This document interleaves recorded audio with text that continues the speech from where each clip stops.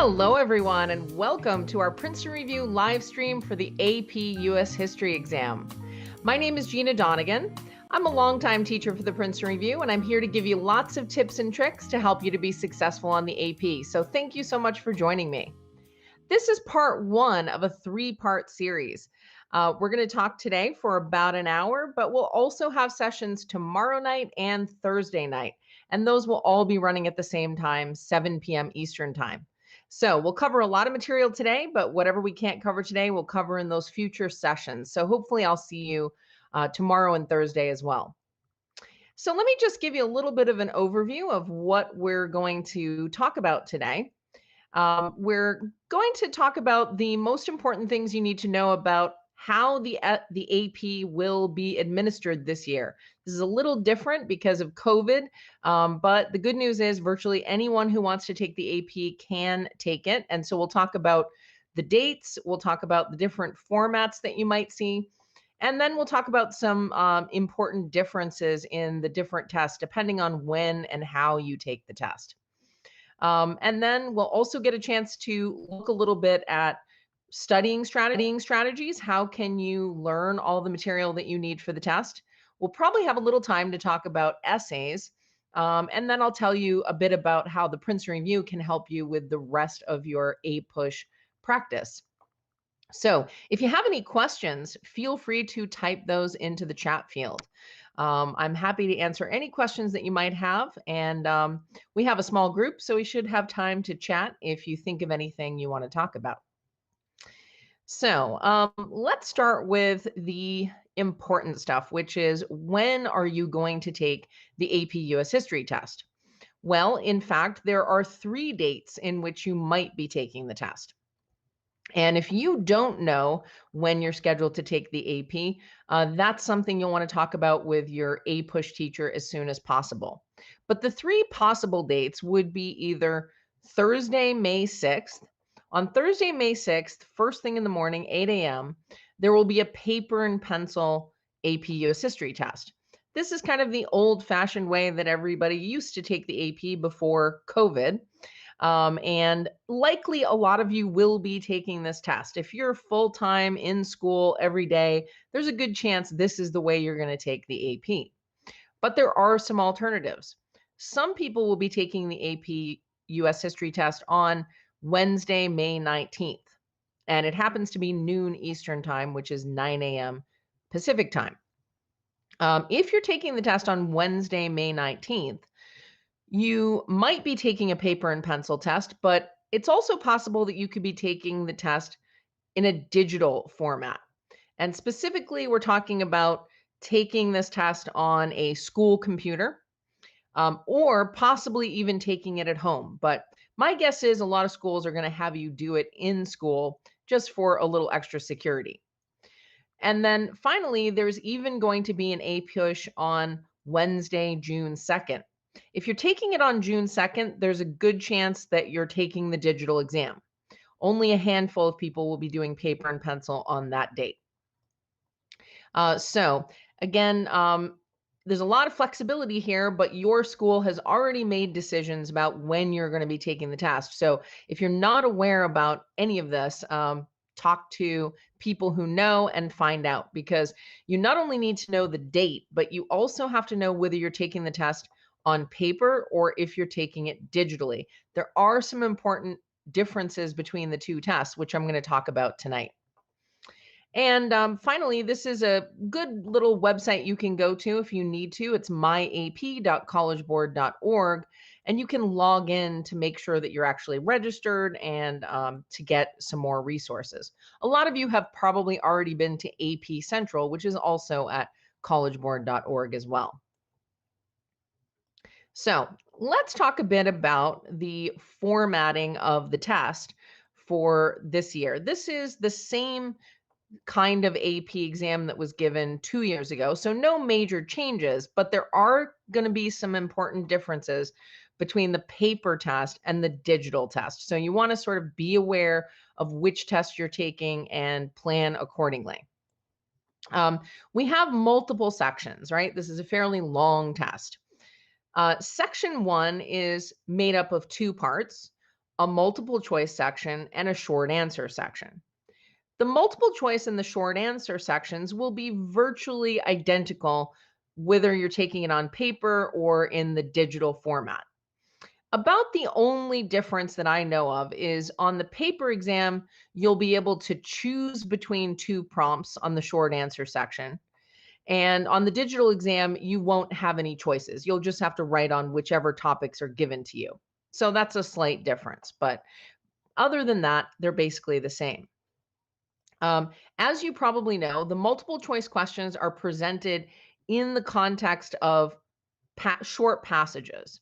So the passages might be excerpts from a speech or a historical text, maybe even a more modern piece of writing, but written about a historical event. The text is usually about a paragraph long, and then the question will be related to the text, but it will also require you to have some outside knowledge on that subject. So it's not just reading comprehension, right? You do have to have outside knowledge about all the topics that they put on the test. So the multiple choice section, which is 55 questions to answer in 55 minutes, accounts for about 40% of your overall AP exam score, followed by the short answer questions. So like we said, there are 3 short answers questions on both the paper test and the digital test. It just so happens on the paper test, you'll be able to choose one of your questions, but not on the digital. And we call them short answer questions because the essays that you're writing on these are expected to be fairly short. You basically just have to write like a sentence or two to answer each question. Your overall essay might only be a paragraph or two. It's not expected to be that long. But you do have to crank out 3 of these in 40 minutes. So it's a little bit of a time crunch. The short answer questions account for 20% of your exam score. So that's section 1. Section 2 is traditionally made up of 2 essays, the document-based question, DBQ, and the long essay question, which a lot of people call LEQ. The document-based question is a specific question that's based on source documents. So you'll have to read about 7 documents based on a certain topic. And after you do all that reading, you'll have to compose an essay addressing a specific question and incorporating some of those documents into your essay. So the DBQ on both the paper test and the digital test should be about the same. So no surprises there. Yeah, we're definitely going to talk about that. Somebody just asked me about the ability to not skip around. We're going to get to that as well. Now, the long essay question is not a long prompt. It's actually a very short prompt, but you're expected to write a long essay on that topic. And of course, there's no way to know what sort of topic they're going to ask you about. So you have an hour and 40 minutes to answer those 2 questions and write your essays. It's a lot of time, but remember, it is going to take a lot of time to read those documents. So that's why they give you that extra time. The long essay is recommended to take you about 40 minutes, but that's just a recommended time. In fact, you can spend your hour and 40 minutes in any way you want. So if it happens to take you a little longer to do the long essay, that's fine. So the DBQ and the LEQ will account for 40% of your exam. Now, keep in mind, I am talking about the paper test, because if you're taking the digital test, it will be a little different. Section 2 will be different. The way in which section 2 will be different is you won't have a long essay question. Don't ask me why. The College Board has just decided that they don't want to do the long essay in digital form. So what they will do is give you the DBQ, the document-based question, and then they're going to give you 2 additional short answer questions. So just like you had in section 1, part B, same thing here. You'll just have 2 more of them. Is this better? Is it worse? It's hard to say. I mean, on the one hand, you won't have to write a long essay, but on the other hand, you'll have to write 2 shorter essays. So it's kind of a trade-off, right? And it also means instead of just knowing about 1 time period, you'll have to know about 2 time periods. So I don't think the digital test is necessarily any better or worse when it comes to these short answer questions, but maybe you like the short answer questions, so maybe it's going to work well for you. And again, it's an hour and 40 minutes, and that counts for roughly 40% of your exam. So those are the differences in the format of the test. But now we're going to talk about some important additional issues that you have to think about if you're taking the digital exam. And this is what somebody was referring to in the chat field. The digital exam is not just a sort of paper exam put on a computer. It's going to feel somewhat like that, but there are some important rules that are kicking in, and I'm not entirely sure why these rules exist, but the College Board has announced that this is the way it's going to be, so we just have to deal with it. One of the notable rules is that you would not be allowed to return to any answered questions. So once you select an answer in the multiple choice section, you're committed to that answer and you can't go back to it. You also cannot do any skipping around. So you can't decide, okay, I'd just like to go and answer question 5. No, you have to answer them in order 1, 2, 3, 4, 5. So to the person who asked this question about, what do I recommend? What I recommend, first of all, is that you not worry about this because it's really not a big deal. A lot of people tend to answer a lot of questions in order anyway. So for a lot of you, it's not going to be a big change from how you normally do the test. But it is going to be really important to just double check your answer before you submit it, right? So just make sure you read and understood the question.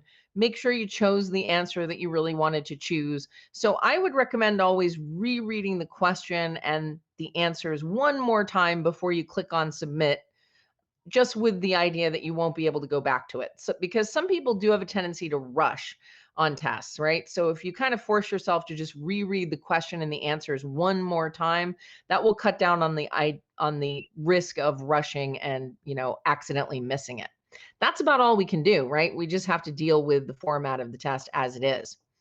But there's one thing that's really interesting that just came out recently, which is the College Board has just released some practice software. It's like a demo software that you can download onto your computer to show you how the digital exam works. And as far as I know, you can only get this from your APUSH teacher. So you might want to just ask your teacher, do you know anything about this practice software for the digital test, and see if he or she can give you a link or tell you what to download. It might even be an app that you could download. And that way you can just run through it and see what it's like. You can not only do some practice questions, but you can also just see what it feels like to take the digital test. For instance, one thing I don't know, but would be interesting is, can you highlight things in the text? I'm not sure because I haven't done the demo myself. But that's the kind of thing you'll want to play with, is what are some on-screen tools that might be useful to you as you're doing the digital test. And somebody else asked, how do we know when the time for the section is up? There will be a timer on the screen. So you're gonna know how much time you have left.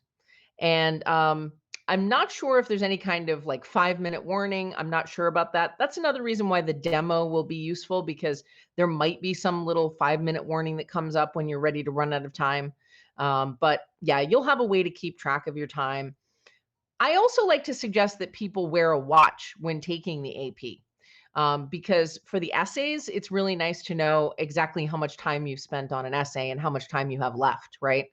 And with the digital test, we will have the timer, but I think for everybody, whether you're taking paper and pencil or digital, it's kind of nice to have your own way to keep track of time. So if you don't have a watch, borrow one from your parents or something. It's nice to have your own way of keeping track of time, because you know how classrooms are. Sometimes the clock works and sometimes it doesn't, right? So if there's no battery in the clock in the room you're in, that could be a downer. So it's good to have your own watch. Remember, you're not allowed to have a cell phone nearby for sure. So you can't look at the time that way. And another thing to just note is that your not allowed to use any outside resources while you're taking the test. So you're not allowed to do internet searches or use textbooks or that sort of thing. You wouldn't even be tempted to do that if you were taking a paper test, but on the digital exam, you're not going to be able to do that either. Now, keep in mind there are a certain number of people who might actually wind up taking the APUSH at home. If your school is completely shut down and you're not going to classes, there's a good chance that you're going to be offered to do the AP at home. That just means that you're going to download some software onto your computer. You're going to have a good internet connection, right? So make sure you have a decent computer, you have a good internet connection. And if you are taking it at home, you might think, well, I have a lot more freedom. But in fact, there are still going to be ways for the College Board to track what you're doing. For instance, they're probably going to tap into your webcam or your microphone just to make sure that you're not doing anything illegal, like, asking for help on the test or Googling things or cutting and pasting things into your essay, that sort of thing. So don't attempt to cheat on the AP in whatever manner you're taking it, because the College Board has their ways of finding out, and it's never a good thing. Let's see. Somebody else asked, does it automatically submit what answers you have already chosen when the timer goes off? Yes. And so if let's say you run out of time and you have some questions that you haven't answered, those are just going to register as blanks, which is not a good thing, because on the AP, you don't actually lose points for wrong answers. You simply gain points for right answers. So you really should never leave anything unanswered. Okay, so make sure that you don't run out of time with, say, 5 questions left. If you're running out of time, just choose a letter for your remaining questions, because there's a good chance you're going to get at least 1 or 2 of those right. But hopefully you won't run out of time with a large group of questions remaining if you've been keeping an eye on the clock and making sure that you're pacing yourself well. No help from anybody else, no books, no internet searches. And please don't try to do any sort of plagiarism, because the College Board will be using plagiarism detection software. And if you get caught, not only do your AP scores get canceled, but there's even worse things that could happen. Because remember, the College Board controls a lot of aspects of college admissions too. So you don't want to cross the College Board. So, the digital exam is what it is. It's not necessarily better or worse than the paper test. It's just different. So the main thing is to know what you're going to be preparing for. If you're taking the digital test, please get a hold of that demo software that I was telling you about and run through it just so you can get a feel for what it's going to be like. And also, the good news is, if you're taking the digital exam, you don't have to prepare for the long essay question, which is kind of cool, right? Okay, so let's now get into a little bit more about how you can prepare, because this test is coming up soon, right? If you're one of the people taking the paper and pencil test, you have, I don't know, 3.5 weeks, right? Not a lot of time, actually, just a hair over 3 weeks. It's coming up soon. And even if you're taking it later on, you still don't have a lot of time. So the question is, well, how can you make good use of your time from here until the test to get ready for the content you need to know? Yeah, I believe you do need a camera if you're taking the test at home online, but I'm not positive about that. But if you are one of those people taking the online test, you should have access to a lot of information about the technical requirements. So I'm not positive, but I'm guessing that's a yes, because for last year's test, when people took the AP at home, it did involve a webcam and a microphone. So one of the downsides, I guess, to the APUSH is that they are testing you on a lot of knowledge, right? You're going to need a lot of knowledge for the multiple choice questions. You're going to need a lot of knowledge for the essays. And let me just actually go back to something that I skipped earlier that's kind of important, which is how the College Board organizes all this knowledge that you need for the test. As you may know, they like to organize this in terms of units or periods. And there's a good chance that your teacher has just been teaching everything chronologically, right? So at the beginning of the year, you started with, Christopher Columbus or that time period. And then at this point, you're hopefully, well into the 1800s, we would hope.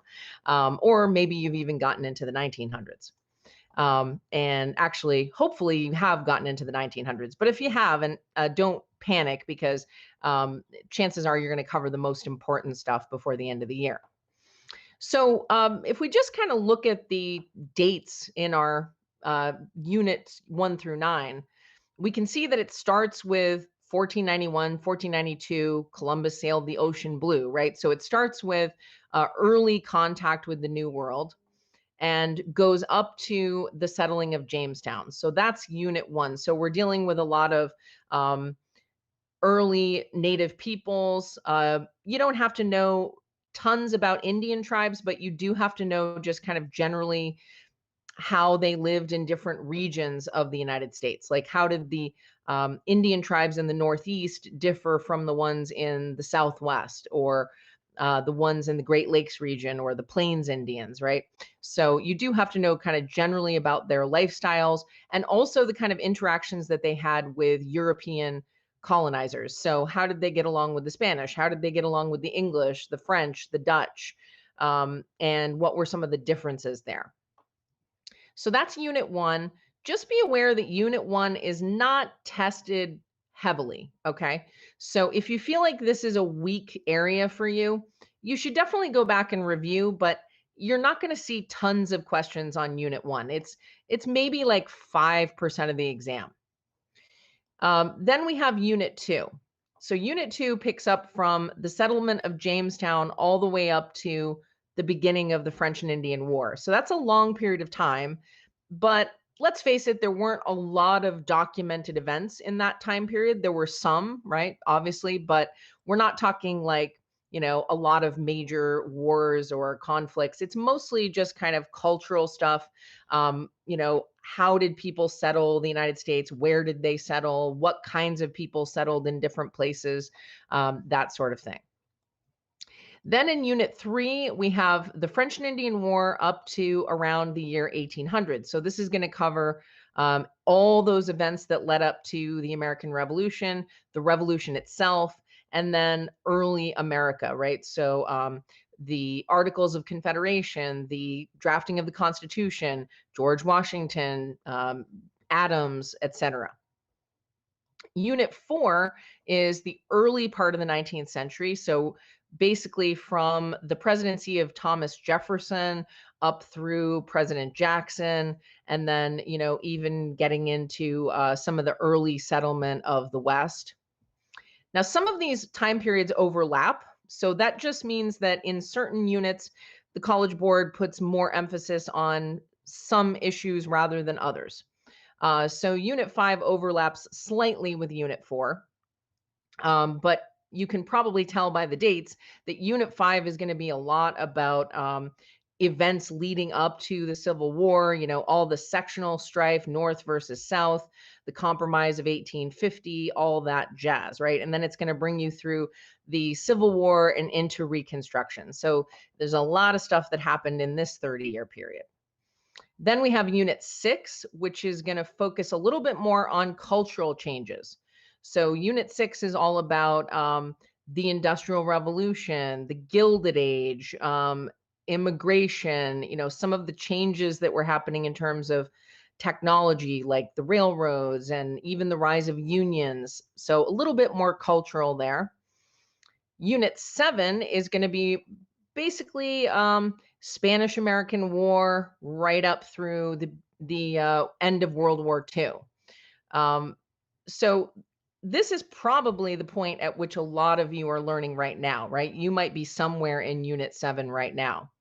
And there's a ton of material to know here, right? Like World War I, World War II, lots of stuff about immigration and changes in politics and changes in migration and immigration. So there's a lot in Unit 7. Unit 8 is from the end of World War II up through 1980, which was the election of Ronald Reagan. So this is going to cover things like the Vietnam War, the general move toward containing communism, political changes in the United States, and big time cultural changes, right? And then we have Unit 9, which is technically everything from 1980 to the present time. But I'll tell you what I found, which is they almost never test anything after 9/11, which is in 2001, right? So we say present, but it's not really present. It's more like 1980 to about 2001. Now, what's interesting is that these units are not tested with the same frequency. Um, the ones that are tested the most by far are units 3 through 8, and I would say especially 3 through 7. So, like if you were really prioritizing your time, you'd want to focus on units 3 through 7, but also some of 8. Um, the document based question and the long essay question could test you on any of these things in theory, although if you had a document based question about the year 1500, I would be shocked. That's not very common. Short answer question 1 is not going to test you on Unit 9. Short answer question 2 will not test you on the early units, units 1 and 2. Short answer question 3 could test you on any one of the 9 units. So the way the College Board is going to do this is each one of the short answer questions will hit on a very different period.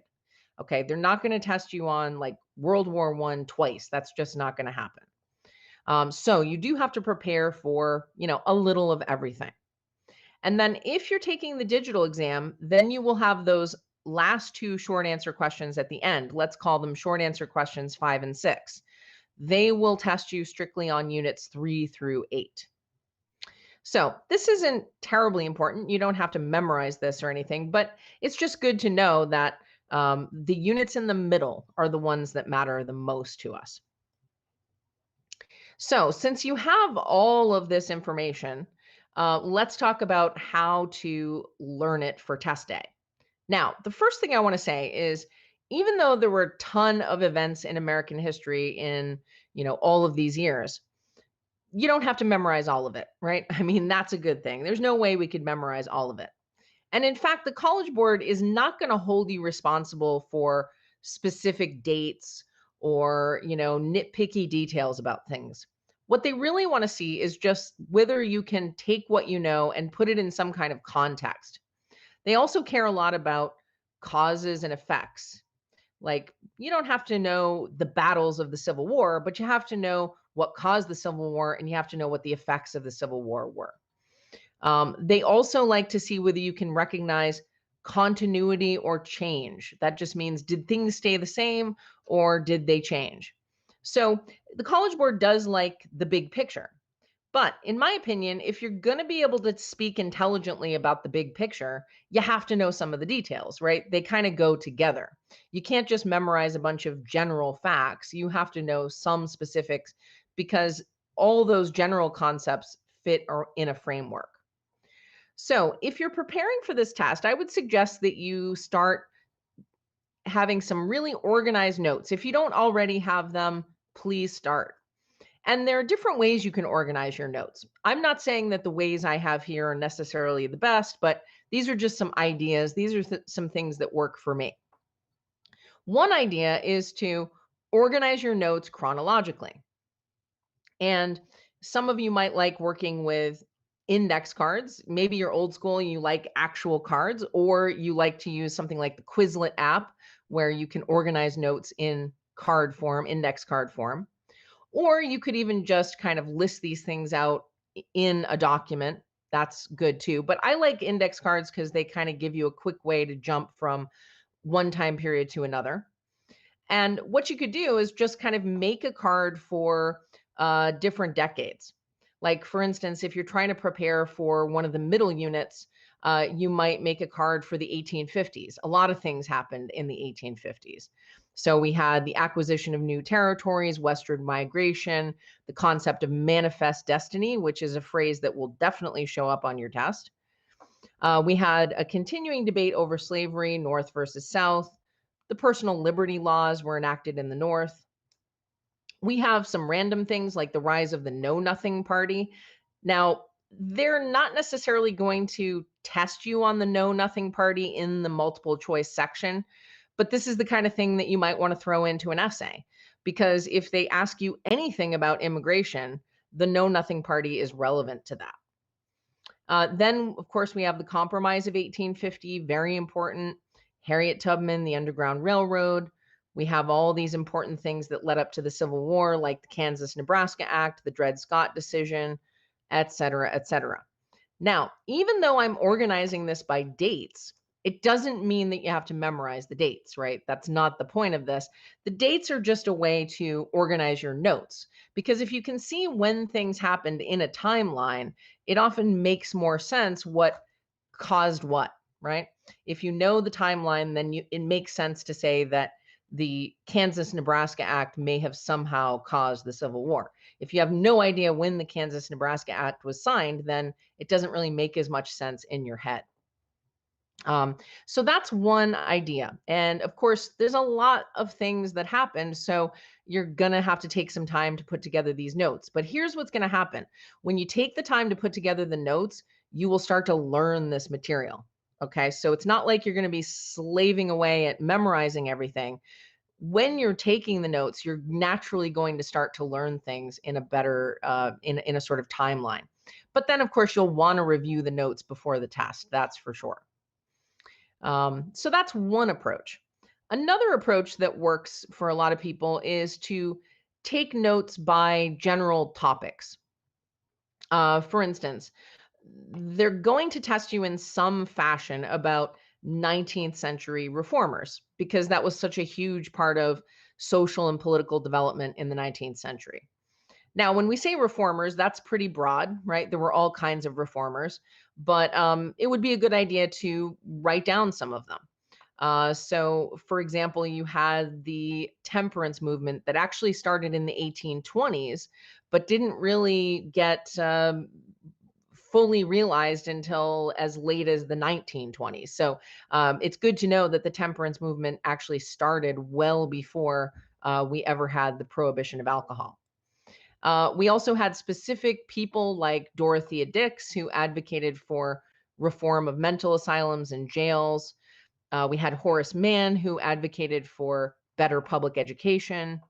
Then, of course, we had the very famous Seneca Falls Convention, which was about women's suffrage. And then you also had people like Helen Hunt Jackson, who wrote about Native American issues. So here I have a long list of 19th century reformers, and then I could make another card for 20th century reformers, right? Because all of these people are kind of related to each other in a way. And so if you have them all listed off in one place, that's kind of an easy way to find what you need. And then, of course, you have people like abolitionists who were a separate group, but might have had some overlap with these people, right? They might have agreed with some of these people on some issues, maybe disagreed with them on other issues.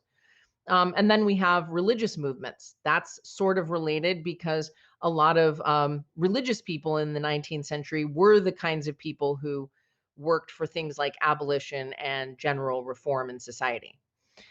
So when you start to group things together by concept or movement or political philosophy, something like that, you start to see themes that pop up. So use whatever method works for you. But I think the whole key is that you need some sort of notes, either handwritten or typed on your computer. I don't think you can just sort of sit and read your textbook the night before the test. That's not a good strategy, right? Because in the process of actually creating notes, you learn the material. Another thing I want to point out and some of you have probably already seen this, is that there's a document on the AP college website for the U.S. history test. It's a document called the U.S. History Course and Exam Description. And if you have never seen this before, it's really useful because it actually tells you exactly what things the College Board likes to test, specific things, and also general concepts. And it's fair to say if it's not in that document, it's probably not going to be on the test. So that would be another thing to check out as well. But certainly Any notes that your push teacher has given you, really useful. Any textbooks, really useful. Just be careful with sources on the internet, right? Because sometimes those may not be reliable. So I would check out official College Board materials and textbooks first. That's the best source of any information before you just start randomly Googling things. So hopefully you'll have all your notes in place before test day. And the day before test day, I would suggest that you just kind of flip through these things, read them over. You don't have to stress about it, right? You don't have to memorize every single thing that's in your notes because that just wouldn't be realistic. I couldn't do that either, right? There's just so much material. But what you want to focus on is the big picture. So, what were some of the general events that happened in all these units? And what were some of the general social movements? Because the College Board likes to test you on the big picture, but your job is to pin it down to some specific details if you can. So, what we're going to do now is we're going to talk about some tips and tricks that help you to write any essay. And so, this goes for the DBQ, the LEQ, the short answer question. No matter what kind of essay you're writing, there are always some basic steps that you want to follow. So, first of all, the first step is choose. Now, what do I mean by choose? Well, if you're taking the paper and pencil test, it could mean choose a short answer question because you have the ability to do that for one of your short answer questions. So, if they give you a choice between, say, I don't know, 20th century immigration patterns and something to do with the drafting of the Constitution, those are two totally different time periods. And chances are you are stronger or weaker in one of those areas. So choose for yourself which area you know the most about. And that's what it comes down to. Where do you have the most knowledge? Choose that way. But choosing also means um, choosing a position, right? It means kind of which direction am I going to go with this? And sometimes you don't know up front, and that's fine. So if you can't really decide what your position is on the prompt, that's okay. But if you do have a strong opinion, go for it. Then the second step is think. What that means is we need to stop and just write down as many ideas and facts as we can. The thinking phase should take about 1 or 2 minutes.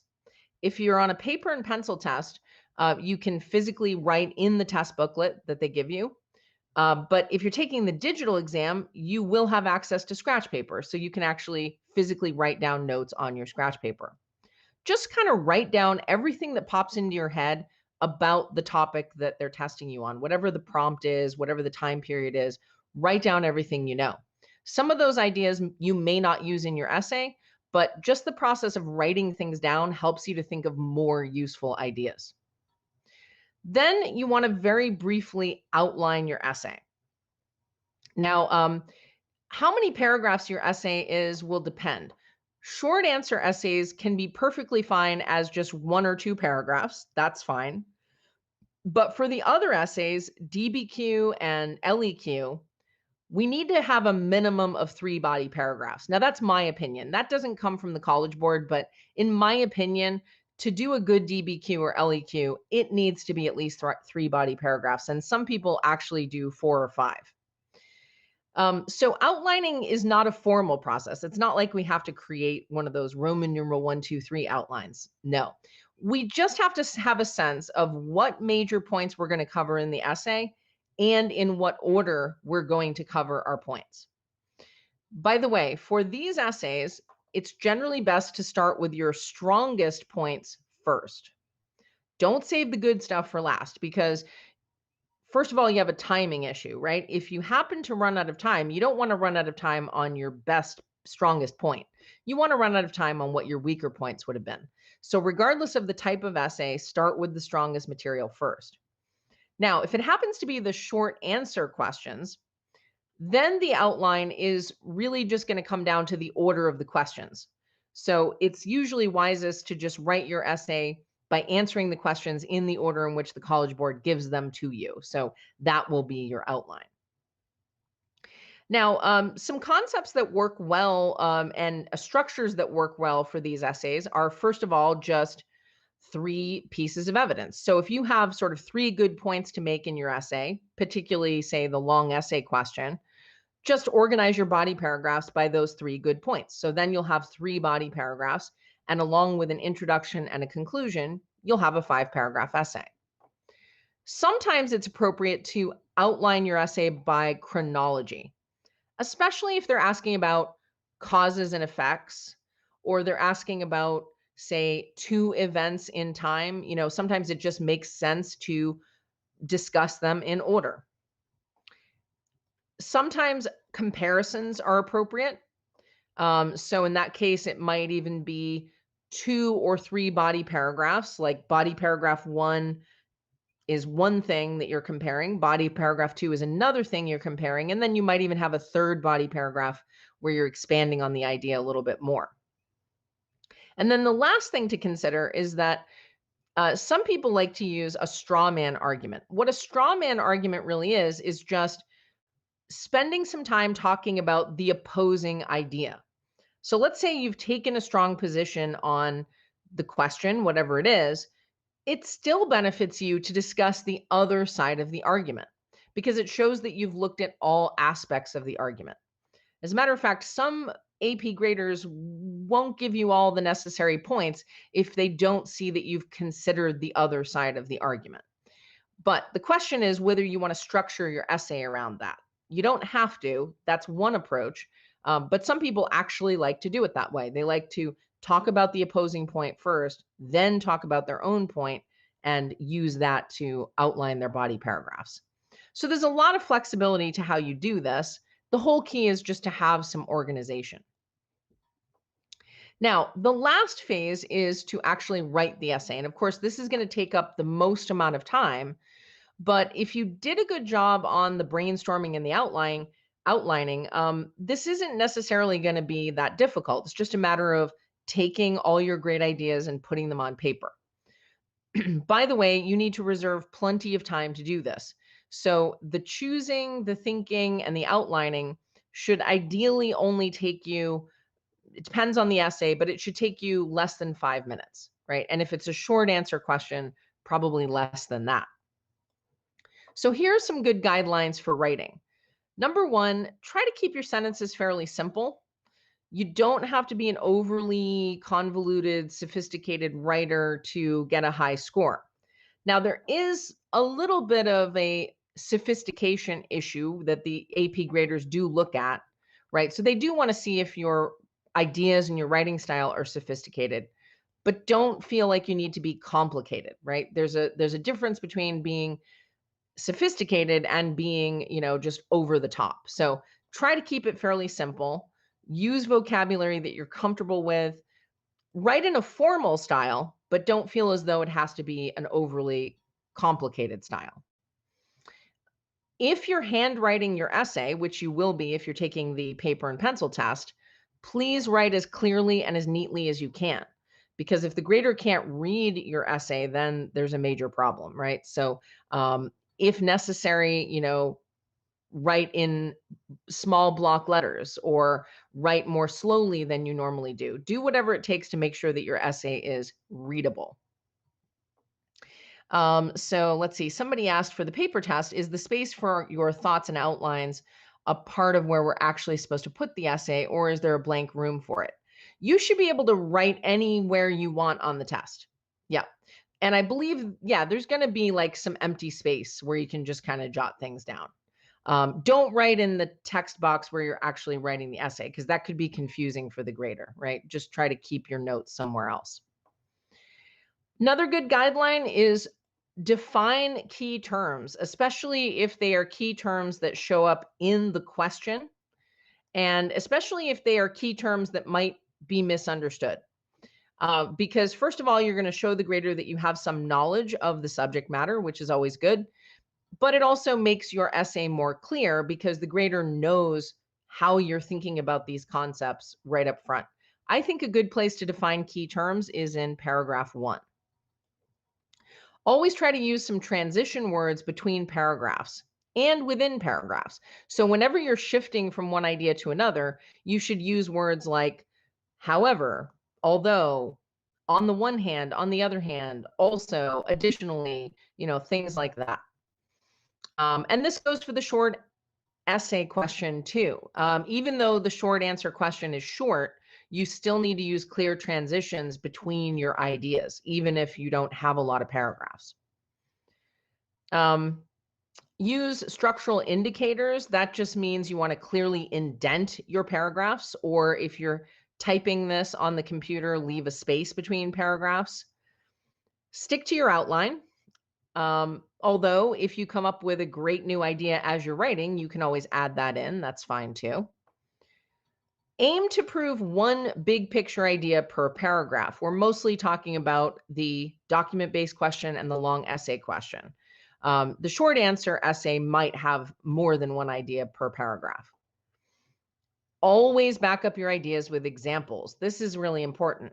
Now, the types of examples you use may vary. With the document-based question, the examples are going to come from the sources, but you also have to use some outside knowledge. For the long essay question, it's all outside knowledge. And of course, for the short answers, it's also outside knowledge. Make your examples as specific as they can be. Technically, you don't have to throw out a bunch of names and dates, but if you can, that's great, right? It won't hurt your essay. And if anything, it'll just show the grader you have a strong grounding in that material. Try as best you can to fill all the space. I say all the space, let's say most of the space, right? What you don't want to do is write a really short essay. It just doesn't look good. And I'll be honest, people who write really short essays just don't get sixes. The College Board wouldn't necessarily acknowledge that, but it just tends to be true that if your essay is too short, it's probably missing something. Now, that doesn't mean you can just write a lot of nonsense, right? But the more you write, the more the grader feels that you really put in the effort and are trying to incorporate as many points as possible. And in my opinion, if you're writing the DBQ properly, you will have a long essay because you have to refer to many different things in the sources. And finally, in terms of structure, make sure your first and last paragraphs state a clear thesis and address the question. Because for basically all of the essays, or especially DBQ and LEQ, if you don't have a clear thesis, it's going to subtract at least 1 or 2 points from your score. And finally, the last thing you should do at the very end is proofread. Hopefully, you'll have at least a couple of minutes to just go back and read everything that you wrote, especially if you hand wrote it, because you might have skipped some words or spelled some things wrong, perhaps. So just go back and proofread, make sure there's nothing missing. You don't want to be adding whole sentences. That's usually going to get messy if you're handwriting. But if you're typing the essays, you can add in a whole sentence, right? Because it doesn't detract from the neatness of what you've written. So that is one of the major benefits to the digital test, is that we have the luxury of typing, which is usually a little bit faster. And in my opinion, if you've done this right, you won't have a lot of time left over. You'll probably just have a little bit of time left, but enough to proofread. So that's the overall structure that works for virtually every essay. In our future live streams, we are going to focus more specifically on individual essays and how to approach them. Now, sometimes I get the question from students, well, is there a right answer to the questions that they're asking me? And the basic answer to that is no. You're not expected to answer the questions in any particular way. The questions are always designed to be answered in multiple possible ways. However, let's use some common sense. We don't want to be saying things that are overly controversial or offensive, things that the average AP grader would find, alarming, or they're going to think you're a bad person or something. You don't want to do that. Also, don't cite facts unless you're pretty sure it's true. The graders aren't checking all of your facts, but if they notice something that's glaringly wrong, it's going to stand out, and especially if you have a lot of those. So if you know a fact and you know it's true, include it. If you don't know if a fact is true, don't include it, because remember, if it's not true, it's not really going to prove your point very well. And finally, whenever you're asked to choose a position, which you are on a lot of these essays, argue whichever position is easiest for you to defend. It doesn't have to represent your true opinion, right? The grader doesn't know you. So it honestly doesn't matter what you really think about it. What really matters is which position can you defend with evidence and contextualization, right? That's the magic word for the College Board, contextualization. So that's good advice, and that gives you a lot of freedom to write about whatever you want, right? It doesn't have to be something you think is necessarily the only truth. It just has to be something you can defend. So if you have any questions about anything that we've talked about so far, feel free to ask. Otherwise, I'm going to tell you a little bit more about what we do at the Princeton Review. So the best place to find us is at princetonreview.com. If you actually want to talk to one of our wonderful representatives, you can also call us at 800-2-REVIEW, and somebody is there almost all day long. We offer AP tutoring. So our AP tutors are people like me who are available in most of the major AP subjects that you're interested in, including English language and composition. Our tutors can meet you on your own schedule. They can give you feedback on your essays. They can help you prepare your notes. So there's a lot of flexibility with tutoring. The tutors are also available almost any time that you are. We'll match you with a tutor who can work with your schedule. And of course, they know everything there is to know about the test. So tutoring is a great option, especially if you just want to focus on one part of the test, like help me with the DBQ. I've got everything else under control, but I just need work with that. Another option for you would be one of our cram courses. So we have cram courses running right before the date of your exam. And what that is a chance to work with a teacher in a class for about 6 hours, and you'll cover basically everything you need to know for the test. The cram courses are typically on weekends. So we know a lot of students have time on weekends, so it's like a Saturday, Sunday schedule in a lot of cases. It's also going to include access to our Cracking the AP English Language and Composition book, which is a great book. It covers everything you need for the test. And if you've never seen these books before, this is what they look like. As a matter of fact, we have a 2021 edition. This is an outdated slide, but we have a 2021 book that just came out, and you can find it at any bookstore. So Cracking the APUSH is a great resource because it outlines all the historical events that you need and none of the ones that you don't need. So actually, if you just took this one book, you could use it to create all your notes. It's like a one-stop shop. And it has practice tests as well. And you can score those practice tests online and get detailed explanations. You can also score them in the book if you just want to work out of the book. So it was a real pleasure working with all of you. If you do have any additional questions for me, just let me know. And thank you so much for joining me. Just a reminder that we have another session tomorrow night at 7 p.m. Eastern Time, and then a third one on Thursday, and we'll cover other aspects of the test, such as the individual essays and multiple choice questions. So thank you so much for your attention and your questions. Good luck with the rest of your AP practice.